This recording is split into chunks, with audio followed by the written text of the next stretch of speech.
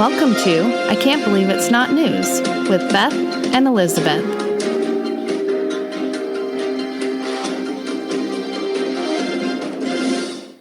Wow. That was fancy. What was that? Where did that come from? The universe. You sound so, I don't know, so welcome to I Can't Believe It's Not News. You sound like I don't know. Well, we had to upgrade to a new intro. This is true. So that was it. So, well, hey, how you doing, Elizabeth? I'm doing good. How are you doing? I'm good. I have an apology to get into. Oh, right off the bat. Good. Yeah, let's do it.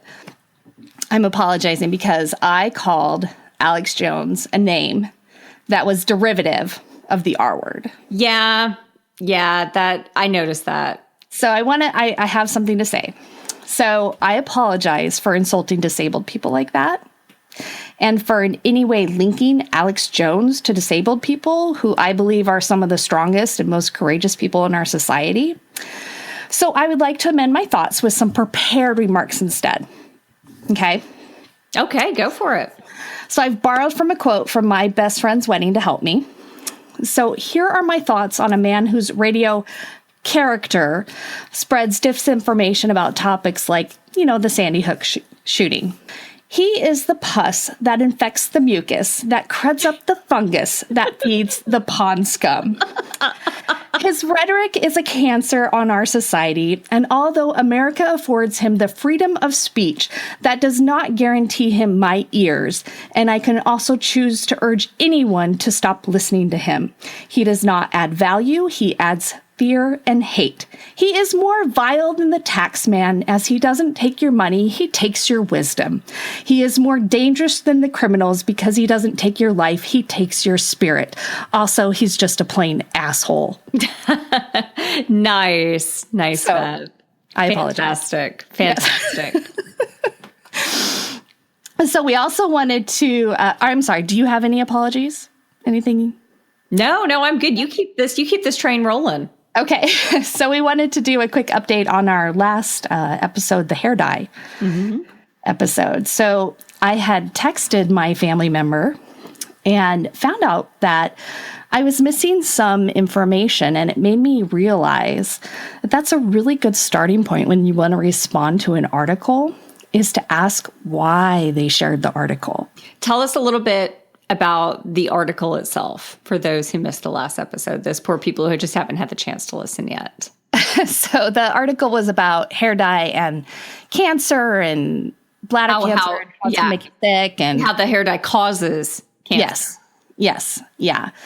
And how, as opposed to using hair dye, you should use potatoes. Yeah, potato peels. Or coffee, Yeah, that was a different article. Yeah, that was the article you found. Just saying, there's more than one way to dye your hair, apparently. But, I realized that was a really kind of obvious thing to ask, is why did they share this article? Because I had made an assumption about why they had shared it, and I was wrong.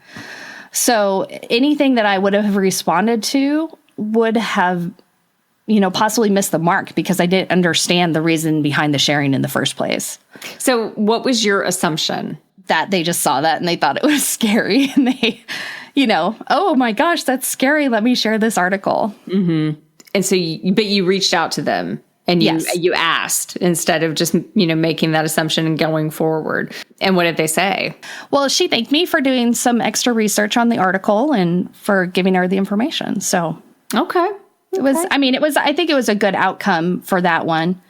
And, but I thought that was really important to think about, is why they share it. Mm-hmm. And so, not to be demeaning in any way whatsoever, but sometimes when you're talking to somebody about somebody who has really different opinions from you, you might want to be really basic with them. And it made me think about like we both have young kids. It made me think about when you're talking to kids who are in their own reality, and maybe the way to talk to them is a little different than you would talk to, an adult. So one thing that sticks out for me that I always remembered is when kids like hand you, when they do a drawing that they give to you and maybe you don't know what it is, instead of saying, what is this? A really good way to ask it is to say, oh, tell me about your drawing. This, when you ask somebody, why did you share this article? You maybe don't want to just be like, why did you share this article? Oh my God. Oh my God. What's wrong with you? Jesus. And maybe for some people you could say that. Like if you posted something and I was like, why'd you share this? You know, you probably wouldn't be offended. You'd be like, oh, because of da da da da da. But if you think they're going to be offended and you want to like frame it a little bit nicer, you could say something like, you know, what in this article made you share it? Or, you know, tell me about your feelings about this article, you know, especially if they share it without saying anything. See, like you just said, you know, we both have young kids, and I see a lot of like new parent related fake news things out there. Like someone will share a scary article, kind of like this hair dye article. You're like, oh my God, you know, oh God, what was one? Vicodin in little puffs containers, you know, the little puffs that they snack on.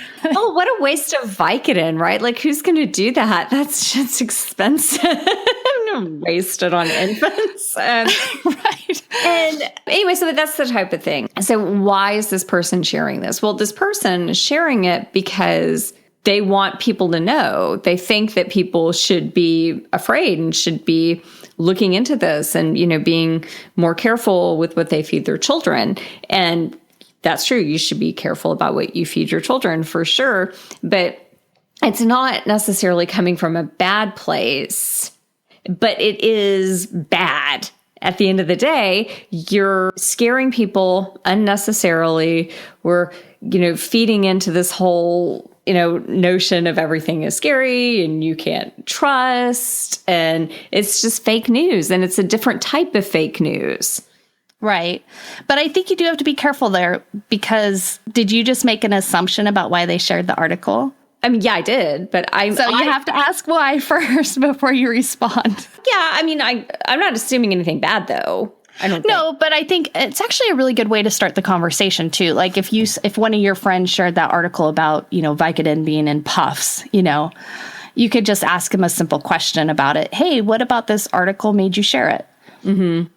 Just to open up that discussion with them, because maybe they come back and say, oh, you know, I thought it was funny or whatever, you know, and they didn't put anything at the top. Or, you know, before you start this big, like, you know, I did this research and I did this, like, find out their why.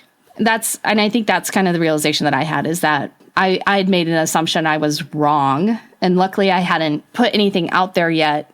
So, and I just think it's a really good way to start that conversation. Yeah. I know sometimes when you see the sharing, you know, you assume it's coming from that I'm an idiot place, you know, and I guess if you ask them that, they're never going to say that. There's always going to be a reason other than I'm fucking stupid. Right. But even if they come back and say, this is so scary, I just, you know, I wanted especially somebody like you with a young child to know, then you can say, oh, well, you know, I really appreciate you letting me know. Here's some research I did on this article, you know, just to put your fears to bed. It's okay. It's not true. You know, that sounds so nice, Beth. And well, that's the point. That sounds like such a lovely interaction. Right. It is on the rainbow side of things, and that might not be how it actually goes. But it's a good way to have that conversation. I agree. Well, we wanted to chat real quick about our tag, our awesome tag. Spread jam. Not lies. We got asked, what's up with that stupid thing you guys say at the end? Oh, no, I didn't say that. They didn't say stupid. What the fuck is wrong with you? Talking about jam?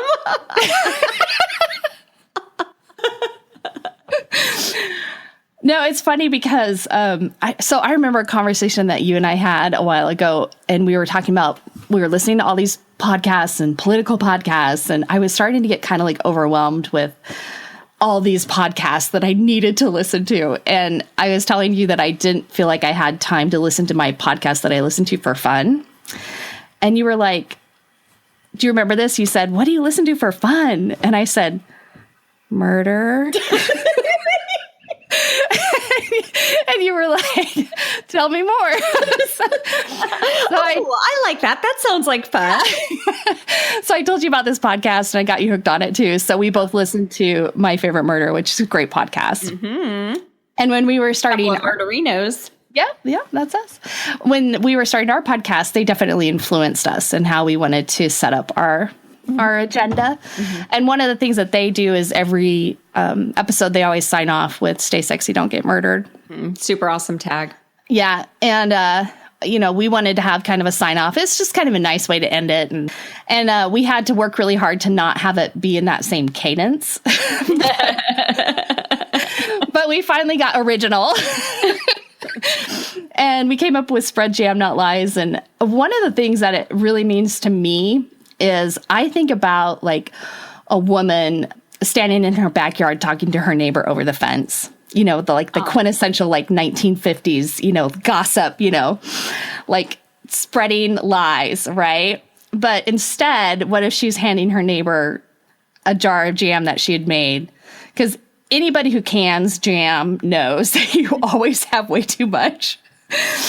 So to me, I think about that, like spread jam, not lies, is kind of like spread some goodwill, not some gossip. And definitely, spread around the love. Love it. Love it. Love it. Yeah. So that's what's up. That's what's up with our little tag. Yeah. And definitely, if you want to spread jam around, we're good with that. Definitely. All the time. All the jam. Unless you want to jump into the fake news. I think, yeah. Let's do it. Okay. So what is the big story this week? Something about this guy from, which one was it? The FBI? Yeah, that's it. I think he was like... I think someone mentioned something about him, maybe. Yeah. Oh, and there's this other guy with initials. What was it? DJT? I think he's the one who did something. And he fired him over something silly. I don't know. Yes. So we're all losing our minds because DJT fired Director Comey, and it was nuts. And right afterwards, the fake news started to flow from Mount Breitbart and other places. The one that we chose is titled "The Simple Explanation for Trump Firing James Comey When He Did," which, if you look up at the top of this right now, on the Facebook share, it says it's been shared 8,721 times, which is just scary. He talks a little bit about, what happened and about the reasoning that was put forth, that it was in regards to Hillary Clinton's emails. He blames Obama a little bit. Of course, I think that's obligatory in any Breitbart article is the Obama blame. Put simply, if Trump had fired Comey while there were still serious questions about Russia, then it would have been more plausible to accuse him of trying to interfere in the investigation or cover up whatever happened. It is now clear that nothing, in fact, happened.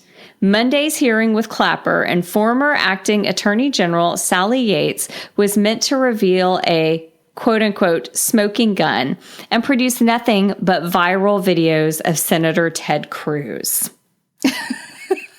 Well, one part of that paragraph is true.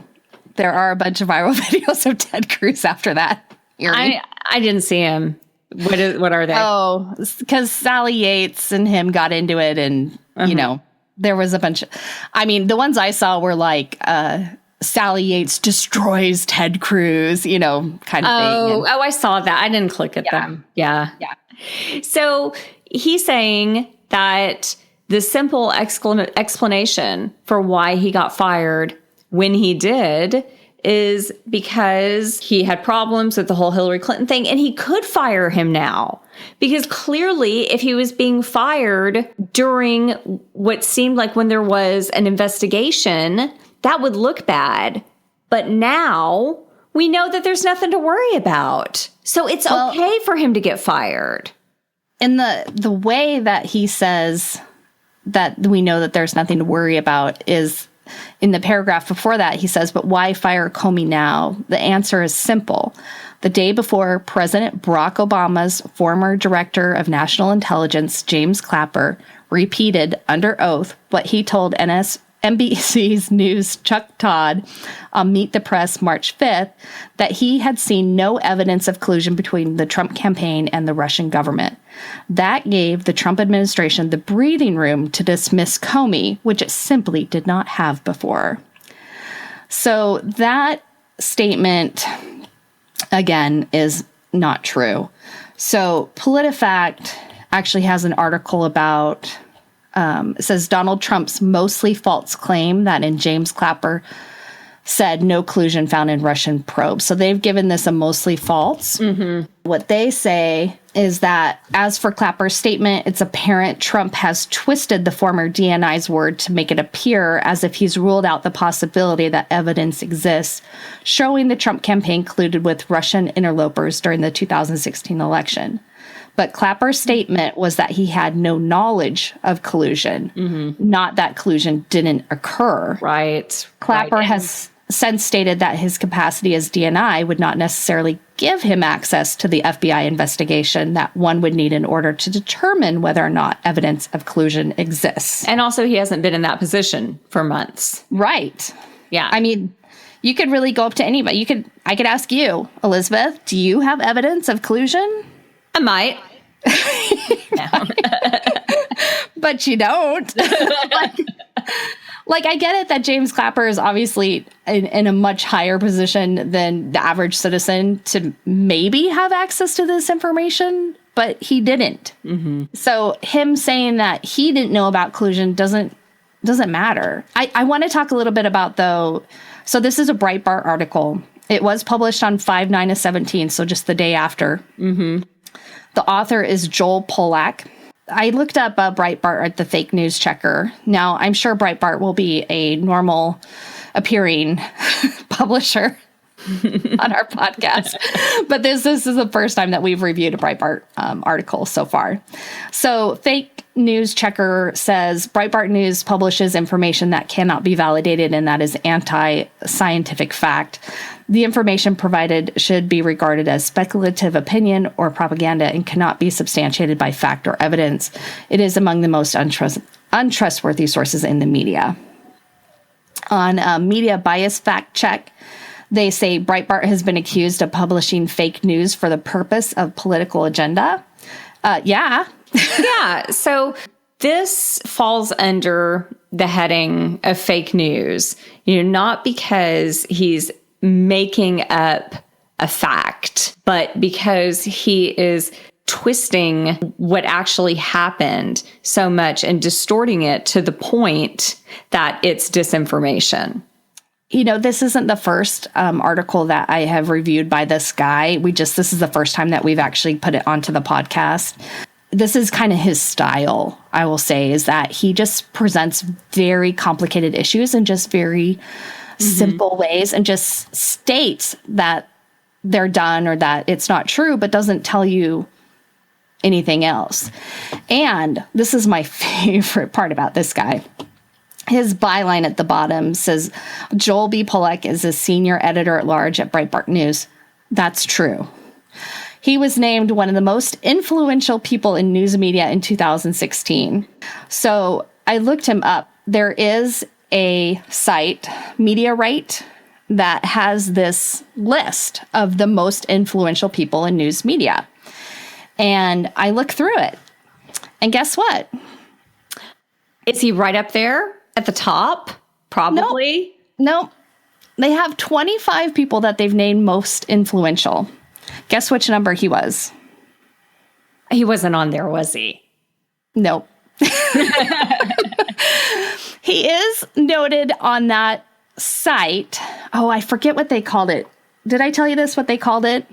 Like it's like honorable mentions, basically. Yeah, something. He wasn't listed on there, but he was, yeah. And he was lumped in with another guy from Breitbart. So basically they put Breitbart and then his name and the other guy's name.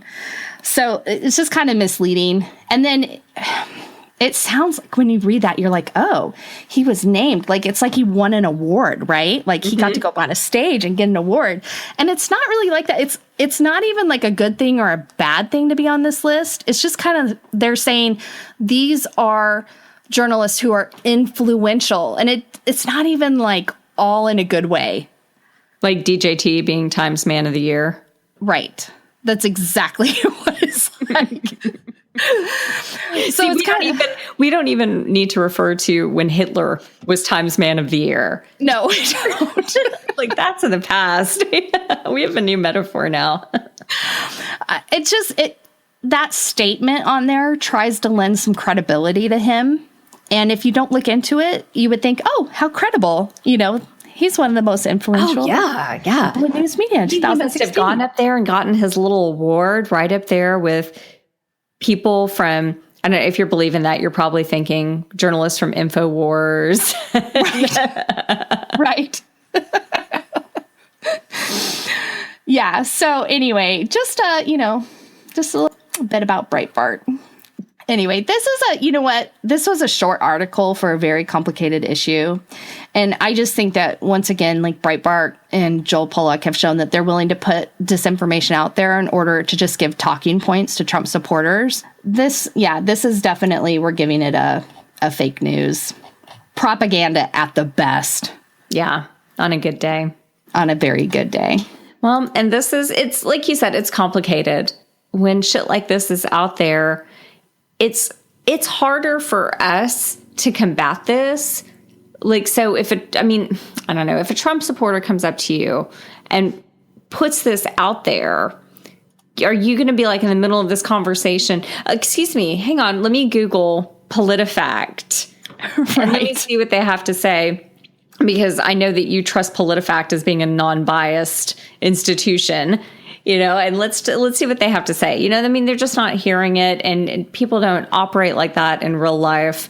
And so they just take this information, they just go with it, and it just reinforces their opinion about the world and about this whole situation. Yep. Yeah. Well, the fun isn't going to stop here, Elizabeth, because we have even more to go over with James Comey. Oh, yeah, I bet we do. There's plenty of it out there. Yeah, our next article is courtesy of conservativedailypost.com, and they have a headline called Developing Comey Dropped Hillary Clinton, Susan Rice Investigations to Protect His Own Involvement. Sounds ominous. Sounds legit. Oh, totally. Yeah, so this is posted by Anthony Cesario, and if you click on his name here, you will see that he is quite the prolific author on the Conservative Daily Post, with several articles posted every day. Going back only to, March 28th of this year. And what date was this article from? The 12th, I think. Yeah. Yeah. Anyway, and so I Googled him, and I couldn't find anything. I couldn't figure out who this guy was, like other than someone who writes for the Conservative Daily Post. That's it. And there's other people with that name out there, but it's no one that it's like, oh yeah, this is him, with some kind of reputation outside of doing this. So, I don't even know if that's his real name, right, of the person who's writing this.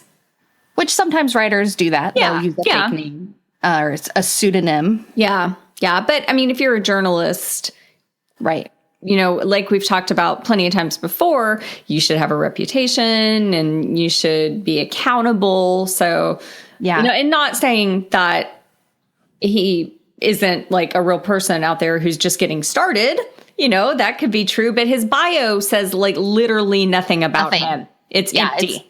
Yep, it's blank. It's blank. It says bio, so I'm assuming that he is in biology.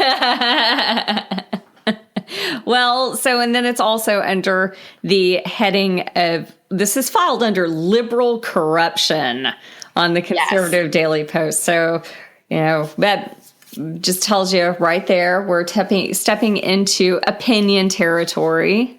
Yeah, and let's talk real quick about the Conservative Daily Post. So, Fake News Checker says basically, can't be validated, anti-scientific fact, among one of the most untrustworthy sources in the media. And then Media Bias Fact Check, the notes are, the Conservative Daily Post is a news and opinion website that is hard to determine if it is satire or real. If it is real, then it's off the charts with right-wing propaganda and conspiracy. Others have classified this website as fake news. Has a poor record with both Snopes and PolitiFact. And then Authstar also verified this site is known for fake news, which means that facts or events depicted are not real. Be very skeptical of any claims. I'm not sure how anyone could construe anything on here as being satire. Yeah, I don't think it's very funny at all. And I I looked up this article on Facebook to just see what some of the comments were, because I wanted to see what people had to say about it. They don't think it's funny. They don't think it's satire. No, there's nothing funny about this. So I will say, oh my gosh, as you're like scrolling down, there's all these ads in it, and it's like voter opinion poll. Should Hillary still be indicted? Vote now. And that's like every 2 inches. Like you see that again. It's like, okay, I get it. One time when I was going through it, the first time I pulled it up, one of the ads was a picture of someone, like a before and an after picture of weight loss. And it was like, what's this trick from the Holy Bible to help you lose weight? Like, oh. Anyway, so the first paragraph begins, the Democratic Party is filled with corrupt liberals. They get into office simply so they can engage in illegal behavior and do faith verse for others. So with you and I reading that, it's kind of an eye roll. Like, okay. Yeah. I can see that this is a very biased piece and I should be skeptical of what's in here. But if we had more of a right-leaning perspective, that was our idea in the first place, then we would say, yeah, that's right. Tell me more. Yeah, that sounds right to me. Let's keep it coming. Yeah, I like what this guy's going to say. He's telling the truth. So kind of gets you primed right in that first paragraph. Right. So the second paragraph, earlier this year, it was revealed that former National Security Advisor Susan Rice had repeatedly asked to unmask or reveal the identities of people associated with the Trump campaign. Before that, it was proven that Hillary Clinton stored classified information on private servers. Despite this, James Comey, the former FBI director, did not investigate either Democrats' questionable conduct. Okay, then that's where we need to stop, because I'm just looking at this paragraph and I'm like, we have these two massive, complicated concepts and things that did happen, right? So both of these things are factually true statements, and they have been condensed to one sentence each. I am so sick of hearing about the unmasking by Susan Rice. And I think I have probably heard 50 podcasts with people explaining how unmasking works, what's that about. I feel like that has been beaten to death. And the only unmasking that I really want to hear about is like if Susan Rice is promoting like a new like honey scrub for your face. So, and then the Hillary Clinton, I just can't. Yes, you're exactly right. To have that boiled down to one paragraph. And again, this is like what we saw with the Breitbart article. They take something very complicated and try to make it just very simple. Well, and so what you're saying to your reader is you already have an understanding of this. You already have an opinion of this. We don't even need to talk about it. Even further, you know what I'm talking about. Drop it here. Drop it here. So in the reader's mind, fact, assertion based on these facts. So the next thing is, despite this, James Comey did not investigate either Democrats' questionable conduct, which the FBI did investigate the Clinton email. Okay, I pulled this up. This is directly from the FBI website.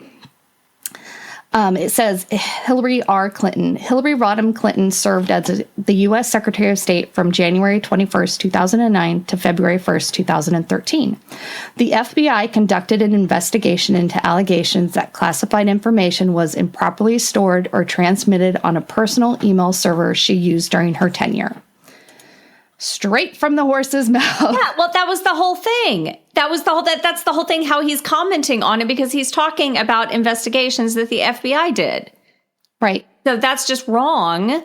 And then, of course, about the unmasking, we know Susan Rice doesn't actually do that. She has to make a request, and that's a totally normal thing. And as has been discussed widely in the media, which it would be like having an investigation on why we do research on fake news articles when we're doing a podcast about fake news. It's literally part of the job. Yeah.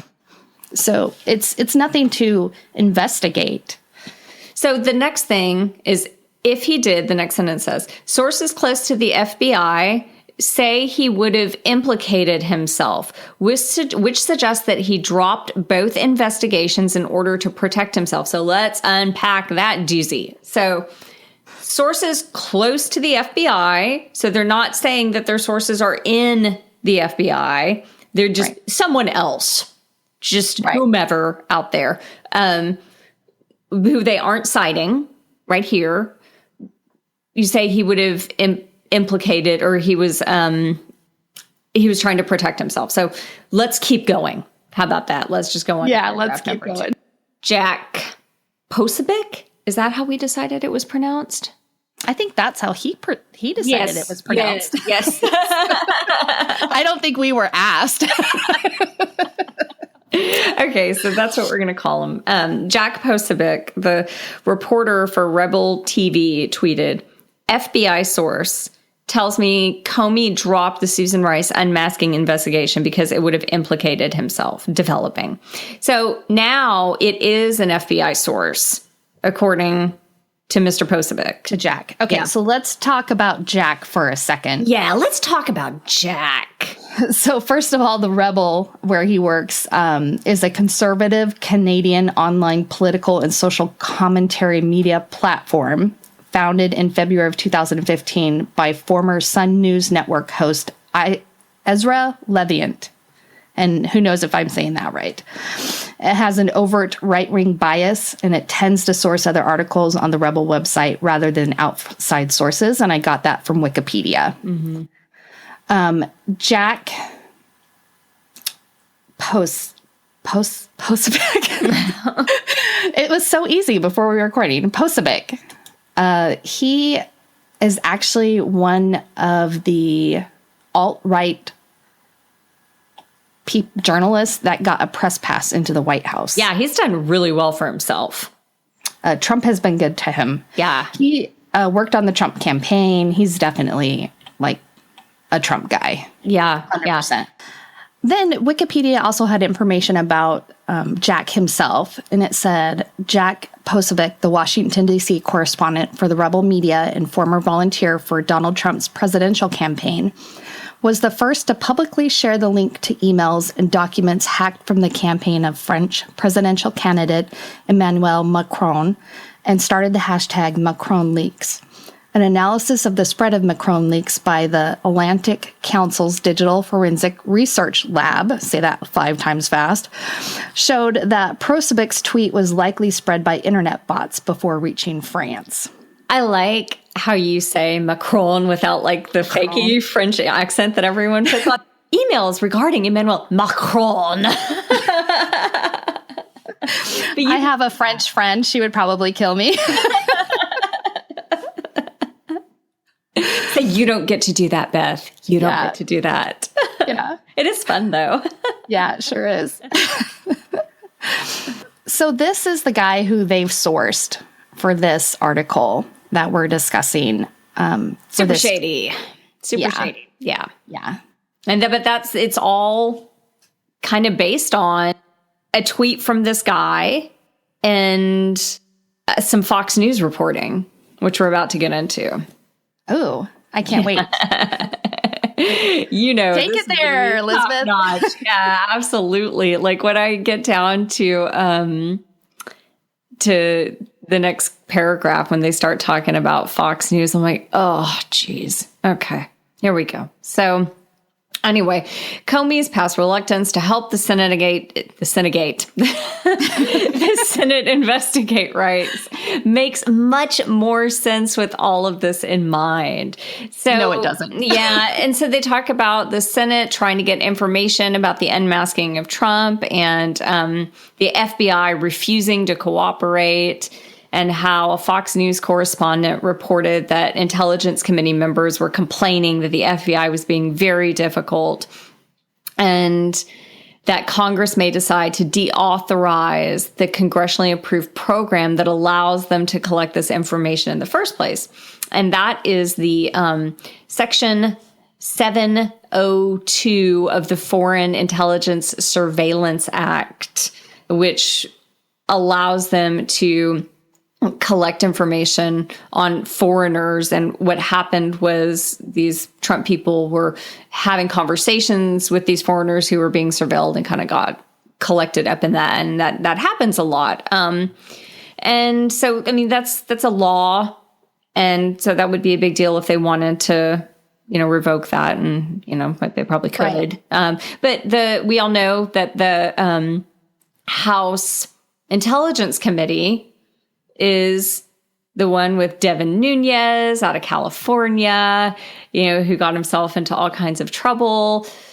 So, if you're citing them, I don't know, Fox News. Anyway, but I don't know that there's anything fake in that paragraph.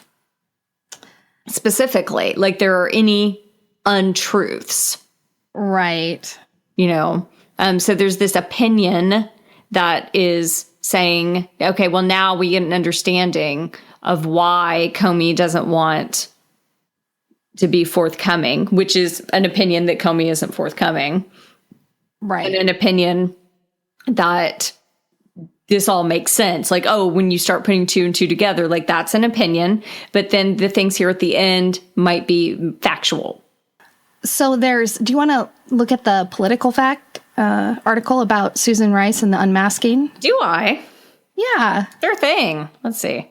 So just to, be clear once again that the unmasking request was completely normal and there is no reason to investigate it. It says, Tom Cotton, it's unusual for the White House officials like Susan Rice to make unmasking requests. PolitiFact has rated this a fault. So Joshua Rovner, from the chair of international politics and national security at Southern Methodist University and author of Fixing the Facts, National Security and the Politics of Intelligence, stated it's not unusual at all. And they couldn't find a way to quantify how often national security advisors or other White House officials make unmasking requests, but experts said it's routine, legitimate occurrence. So if you voted for Tom Cotton and you appreciate what he does and think that he is a good representative and you see this tweet, you're not going to fact check that. No, why would you? And how would you know that? Because we aren't privy to the inner workings of these departments and knowing what's a normal thing and what's not. The whole process, though, is set up so that people like Susan Rice can't abuse it. Because she has to make a request, and then these other agencies have to decide if they want to cooperate with that request. She can't just order it and say, you have to do this. That's not how it works. And I think you're right. I don't think the average American had heard the term unmasking before this. It's not something that has been discussed. No, this hasn't been a thing. Well, they've heard about it now. So anyway, and then so they get, next paragraph, they get into more investigative reporting from Fox News, which is just awesome. And so then you're like, oh, wow, 2 people at Fox News. That just supports my worldview even further. The next paragraph, the first sentence says, although it's not quite clear yet exactly how he would have implicated himself. If true, it wouldn't be the first time he's dropped an investigation in order to cover up his involvement. And then they go into they talk about Clinton and concerns about Loretta Lynch. And so now you're just in pure speculation. Yes.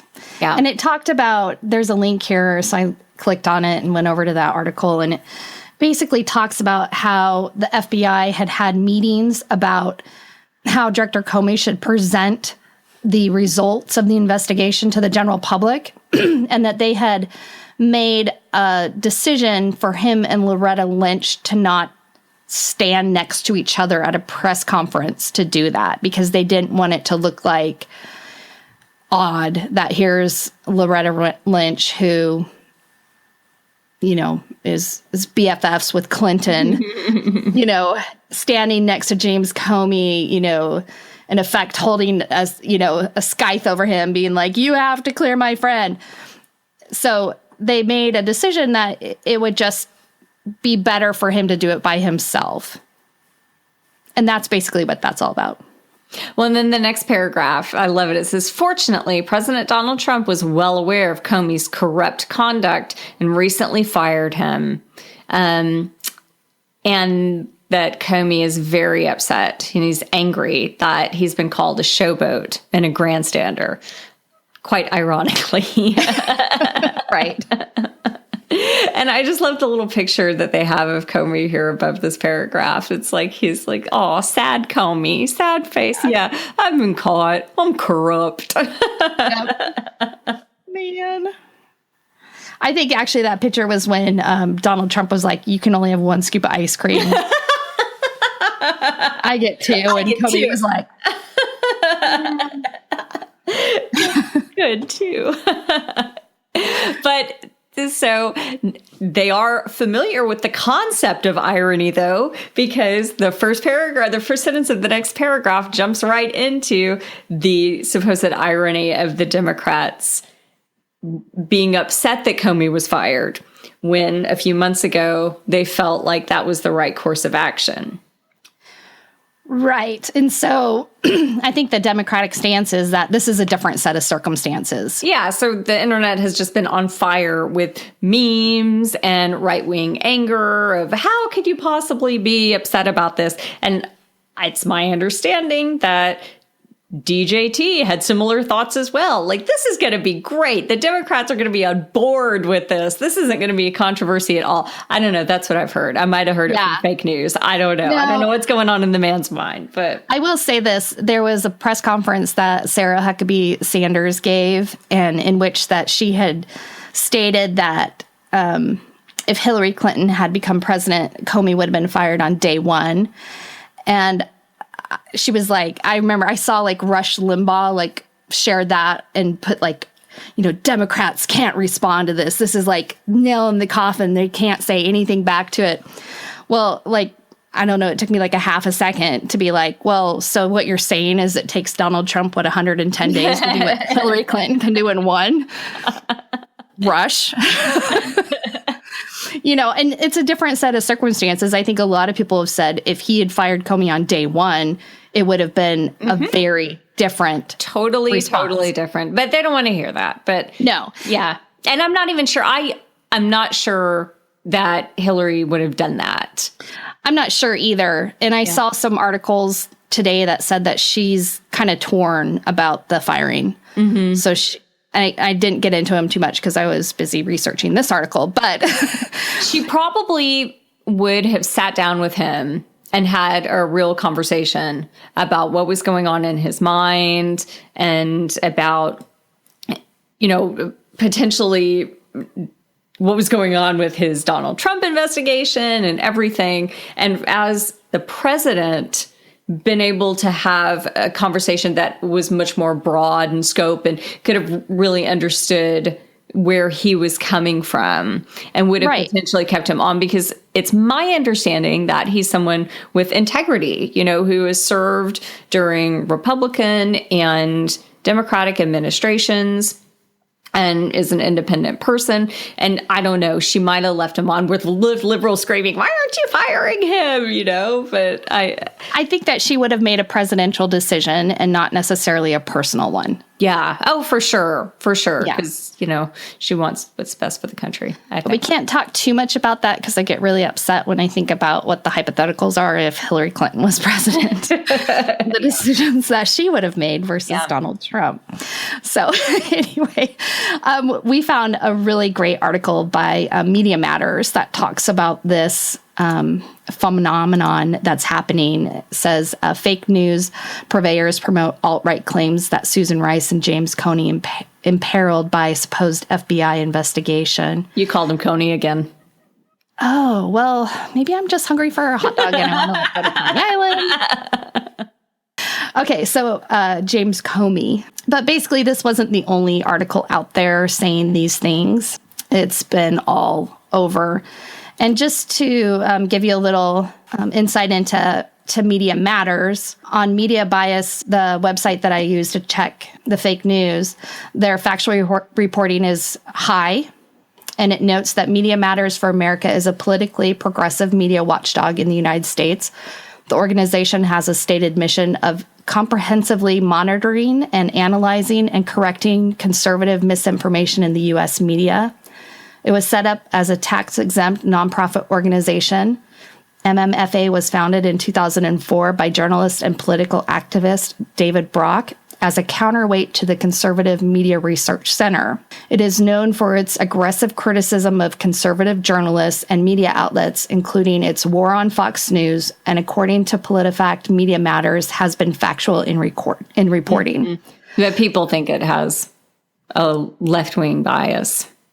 I mean, I'm sure it does have a left-wing bias, but it's still a source that you can trust is going to give you factual news. Yeah. So I think this is a good blog, and I definitely want to look into it.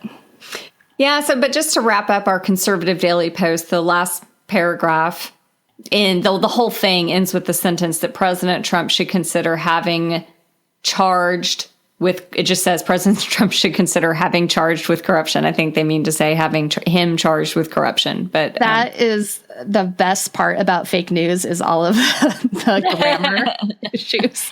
So is that something a president can do, Beth? You know what? Freaking no. I wouldn't have thought so, but maybe, I don't know. Like, oh my God, another thing that we have to research? Like, I don't think that the president can bring charges against people. I think that's kind of part of the thing, is that's not within their purview. Kind of like how presidents can't wiretap people.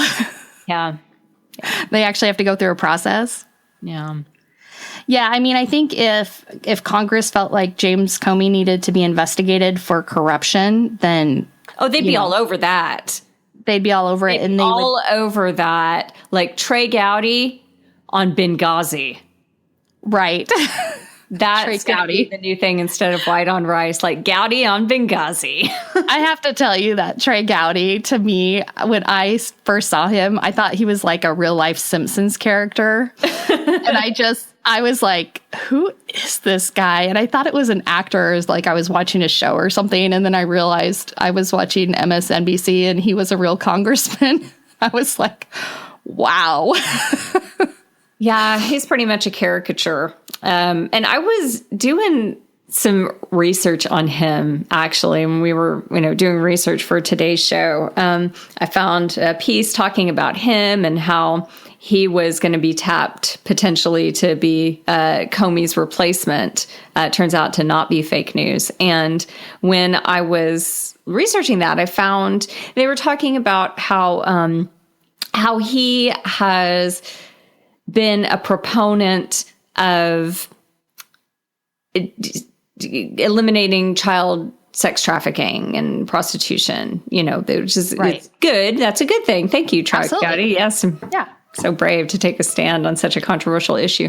And anyway, and so I found on this one particular website, it's called Neon Nettle. And they had other, I looked on the homepage and there were other articles that was like, Dr. Phil show gets canceled after he uncovers elite child sex trafficking ring. And then there was another one that was talking about the world's biggest child sex trafficking ring busted, and the mainstream media doesn't want to report on it. And it's this whole weird thing that I wasn't familiar with, but I've come to learn about, that there's this fascination on right-wing conspiracy sites with like the quote unquote elites and child trafficking. And I'm not sure if it's like they think that they're involved in it, or if they think they just want to cover it up, because I don't know. I don't get it. Do you get it, Beth? No, I don't. But this Neon Nettle site, just for our listeners, this is by mediabiasfactcheck.com, is an alternative and independent news source. It's also a conspiracy and pseudoscience website. There are many articles about aliens, New World Order, etc., and has a pants on. Yeah, pretty much. They have a pants on fire claim with PolitiFact, and really the best way to discover this site is to actually visit it and see for yourself. And then the last sentence says, I suggest a tinfoil hat. Yeah. Although I will say they didn't have a link there to the Pinterest to find out how to make your tinfoil hat, so I was a little disappointed. So there's this website that I found called the Event Chronicle that is still all up on Pizzagate. And so this particular article is called Pizzagate 2.0, International Child Trafficking and the Elite. Cabal exposed. Can we talk about their picture of pizzas that look like flags? I know, that's kind of awesome, isn't it? They made artisan looking pizzas. Well, I don't know if I'd go that far.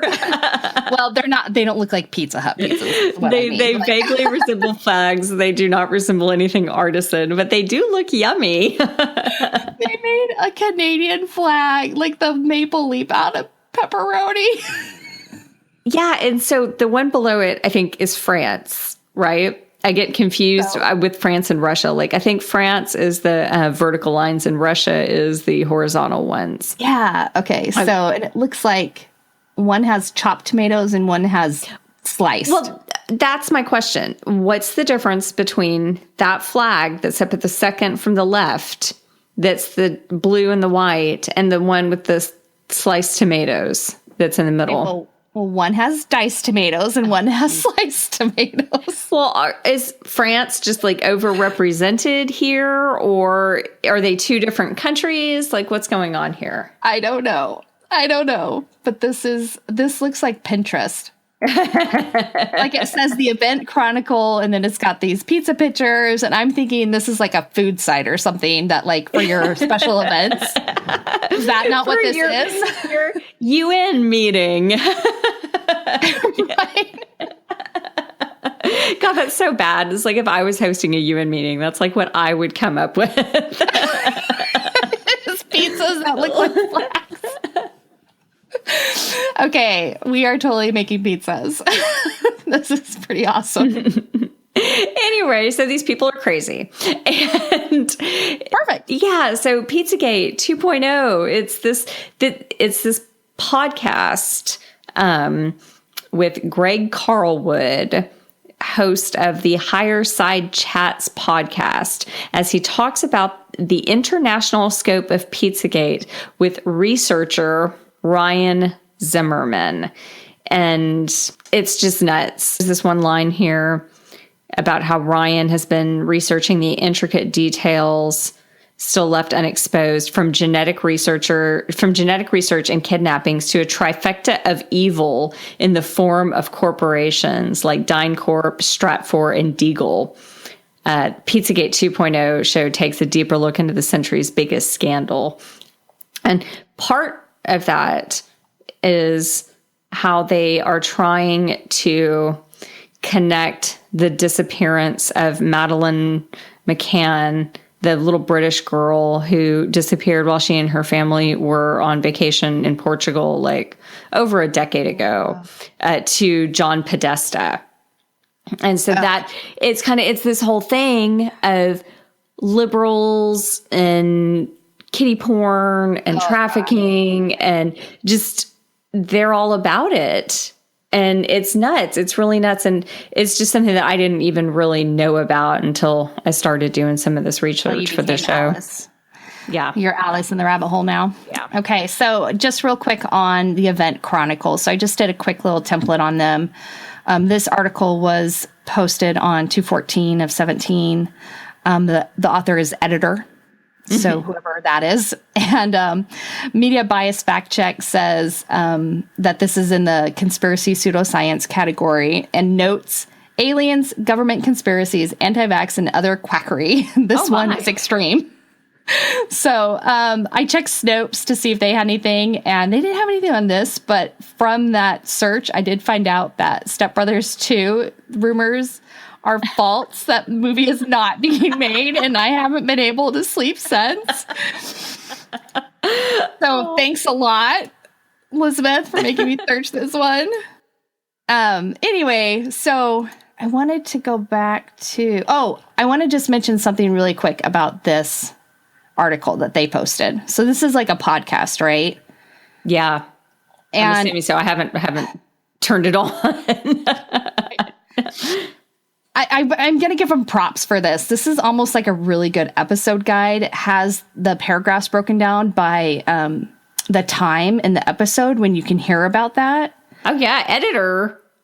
Yeah, did some work here on his little page. He didn't just like drop a link to a podcast. He talks about all of the crazy that you can enjoy and where in the podcast you can enjoy your particular brand of crazy. I mean... I'm the one who does our episode guides, so I have to give them some props for like how nice this is, even if it is crazy. And also just say our episode guides are not going to look like this. Sorry. Yeah, I mean, if you look on the website, there's some nice artwork on some of these things. Yeah, is it the pizza thing? I mean, the pizzas and the flags, like they did a lot of work here. I can see, they're invested for sure. Well, they have some money, huh? Yeah. Yeah. Interesting. We wanted to also talk about another article. So ever since we have started this podcast, there's been an article that we've been wanting to discuss. But it's so massive that we haven't had time in any of our episodes. You did so much work on it, and I feel so bad because like every time you're like, oh, I want to talk about this thing that I did hours of research on. And I'm like, yeah, but you know what would be better?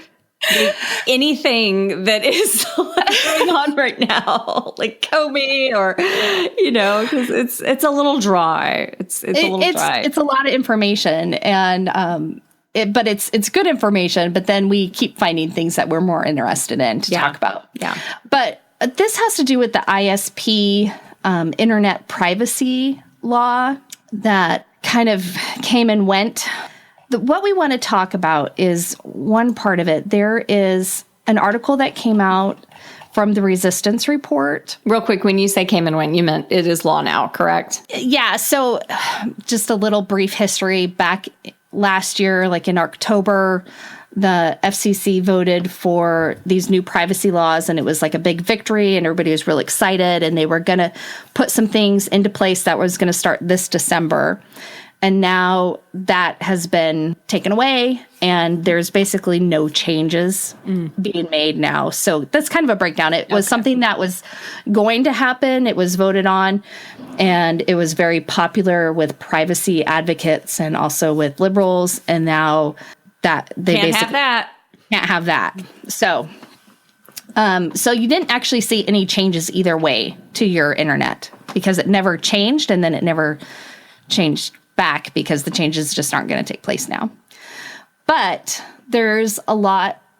Okay, so let me tell you the name of this article. It's called "Crowdfunding Campaign Seeks to Purchase Search History of Lawmakers Who Killed Internet Privacy." And it says Republicans in Congress just voted to allow Americans' browser history to be bought and sold. A genius crowdfunding campaign wants to use that against them. The website searchinternethistory.com is attempting to raise $1 million in order to put bids to purchase the internet history of leading Republican and FCC members. The first histories of the site aims to buy are those of Senate Majority Leader Mitch McConnell and House Speaker Paul Ryan. So here's the thing. Here's what happened. When this first happened, do you know who Max Temkin is? Nope. He is the CEO of Cards Against Humanity. Okay, like You know what that is? Yes, Yep. I do. Yeah. Cool. It's a good game, and their company has been very active and has done some cool things. I think they're good guys, right? So he got pissed.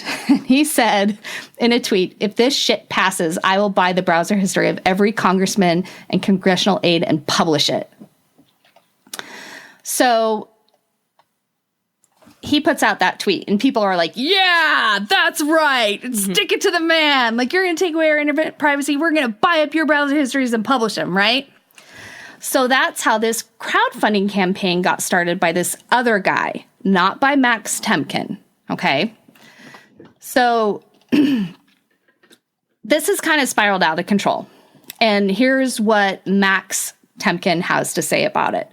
He said, "First off, this bill hasn't been signed. The data doesn't exist, and nobody knows what they're talking about. We don't know if there'll be any data to buy, how it will work, or what will be available. This means you should be very skeptical of any GoFundMe projects to buy this data. They are making promises they can't possibly keep. If and when any data becomes available, myself and Cards Against Humanity will do whatever we can to acquire it and publish it. We have a long track record of activism and spending around government transparency issues. We've donated over $1 million to the Sunlight Foundation and the EFF." And he goes on to talk about it. But basically what he says is like, yeah, I was pissed when I heard about this and I said this, but I wasn't saying that it was possible, that this was gonna happen. And when you really dig into this, when you really get into this internet browsing history buyer thing, and there's a really great article out there by the Business Insider, and we'll put up that link too, because it has all of the information that you need to know about all of that. But basically, the browser history that's being kind of bought and sold is like in chunks. So it's like maybe they'll pull like all of the Pacific Northwest. It's not, oh, I want Beth's browser history and I want Elizabeth's browser history. It's not specific like that. So this is what Temkin has, he's basically said, like, we'd be willing to buy like the whole zip code and then p-hack our way into statistical significance in an attempt to fish spurious correlations out of unreliable data sets. There's no way there's going to be a way to do that. That's just not going to happen for the really obvious reasons that we're talking about right now. That, oh yeah, well, I'm going to get Paul Ryan's. Well, Paul Ryan doesn't want that. Yeah. I mean, I don't know what Paul Ryan wants, but some dark things. Some very dark things. But, Max Temkin has himself said, like, don't give money to this. Like, it's a scam at this point. Like, so we wanted to just mention it because this is something that's out there as like liberal hook and bait. Like, send us your money so that we can buy the browser history. of these politicians. Now, I did look on his site, and he does have a disclaimer down at the bottom that, if he happens to fail, that the money belongs to you and our cause, and he has no intention of keeping it, and that you can decide if you want your donation back or if you want him to donate to the EFF or the ACLU. It'd be your choice. So hopefully that's true. But he's trying to raise $1 million, and it's just wasted money. So please don't send your money to that. Yeah. I love that the Cards Against Humanity folks are warning you to not send money in for wasted causes. These are the same people who have their annual, like they have a stunt that they do annually. And this past year was just my favorite. I just love it. It's like this art. It's like an art piece, basically. They were digging a hole and just send in money. And as long as the money keeps coming in, they'll keep digging. Now, the one I remember was when they were sending people boxes of dog shit. And they were like, literally, we're going to send you dog shit, so don't complain when you get this, and it's a box of dog shit. And people, first of all, bought it, and then complained that they got dog shit. He was like, I told you that's what we were sending you. But they do it for charity. Like, they set a cap. I think on that one, it was like they had like 5,000 units or something, and then they donated all to charity. So they're just kind of, they're doing some things in a unique way, and they're kind of cool. And love it. I think that we need to put a link to the whole on the episode guide, because that just made me so happy. Oh yeah, find it. Okay, yeah. I'm not going to quote the time that we talked about it, though, on the episode guide. You just have to listen to the whole episode. Sorry, people. Well, we wanted to end on a high note. So we saved the best for the last. A palate cleanser, if you will. Yeah. The meme of the day. So I found this on Snopes. It said, no, a fired FBI director James Comey didn't tweet the P-tape is real. So there's this image that's going around of what appears to be James Comey's Twitter feed, and a little picture of his face at James Comey.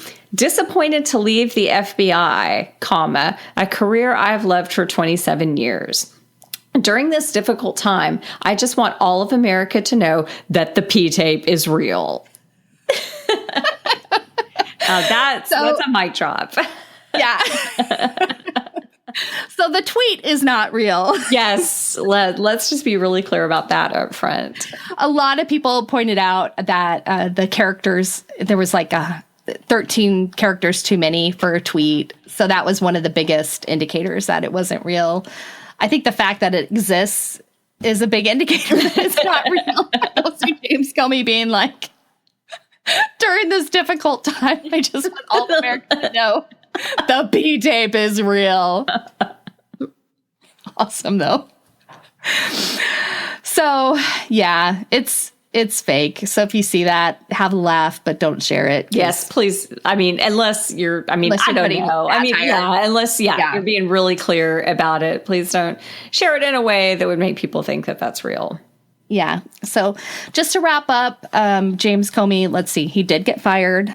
Maybe. The Russia thing is still a thing. Don't give money for crowdfunding efforts, for browser buying histories, and we're sorry we don't have the actual P-tape for you yet. And Beth and Elizabeth look super cute in tinfoil hats. True.